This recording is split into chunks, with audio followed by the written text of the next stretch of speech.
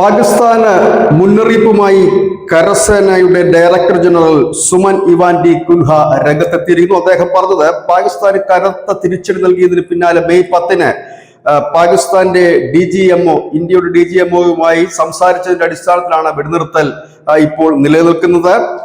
അതിനിടയിൽ സൈനിക ആസ്ഥാനം റാവൽപിണ്ടിയിൽ നിന്ന് ഇസ്ലാമാബാദിലേക്ക് മാറ്റാനുള്ളതടക്കം അനവധി സൈനിക നടപടികളിലേക്ക് പാകിസ്ഥാൻ കടന്നു. ഇതിന്റെ ഒരു അടിസ്ഥാനത്തിൽ കൂടിയാണ് army air defence director general Suman Ivan ഡി കുൻഹയുടെ ഒരു പ്രസ്താവന പുറത്തു വന്നിരിക്കുന്നത്. അദ്ദേഹം പറയുന്നത് പാകിസ്ഥാന്റെ മുഴുവൻ സ്ഥലങ്ങളും ഇന്ത്യയുടെ ആക്രമണ പോർമുനയിലാണ്. പാകിസ്ഥാൻ എവിടെ പോയി ഒളിച്ചാലും ഇല്ലെങ്കിൽ പാകിസ്ഥാന്റെ സൈനിക കേന്ദ്രം ഇനി പാക് അധിനിവേശ കാശ്മീരിലോ ഇല്ല എങ്കിൽ ബലൂചിസ്ഥാനിലോ കൊണ്ടുവച്ചാൽ പോലും അതിൽ നിന്നും രക്ഷപ്പെടാൻ കഴിയില്ല എന്നൊരു മുന്നറിയിപ്പാണ് നൽകിയിരിക്കുന്നത്.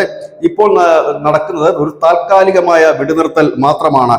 പാകിസ്ഥാനെ തകർത്ത് തരിപ്പണമാക്കാനുള്ള ശേഷി ഇന്ത്യൻ സേനയ്ക്ക് ഉണ്ട് എന്നും ഈ രാജ്യത്തിനെതിരെ, രാജ്യത്തിന്റെ അഖണ്ഡതയ്ക്കെതിരെ, രാജ്യത്തിന്റെ പൗരന്മാർക്കെതിരെ ഏത് രീതിയിലുള്ള ആക്രമണം ഉണ്ടായാലും ശക്തമായി തന്നെ തിരിച്ചടിക്കുമെന്നൊരു മുന്നറിയിപ്പാണ്. ഇതിനിടയിൽ കഴിഞ്ഞ ദിവസങ്ങളിലെല്ലാം ഇന്നുൾപ്പെടെ നമ്മളുടെ നാവികസേനയുടെയും വ്യോമസേനയുടെയും കരസേനയുടെയും ഒക്കെ അനവധി വീഡിയോകൾ തന്നെയാണ് പുറത്തു വരുന്നത്. യുദ്ധസജ്ജമാണ്, ഏത് നിമിഷവും തങ്ങൾ അതിന് തയ്യാറായിരിക്കുന്നു എന്നൊരു മുന്നറിയിപ്പോടു കൂടിയാണ് പല വീഡിയോകളും എത്തുന്നത്. ഇത് രണ്ട് സൂചനകളാണ് നൽകുന്നത്.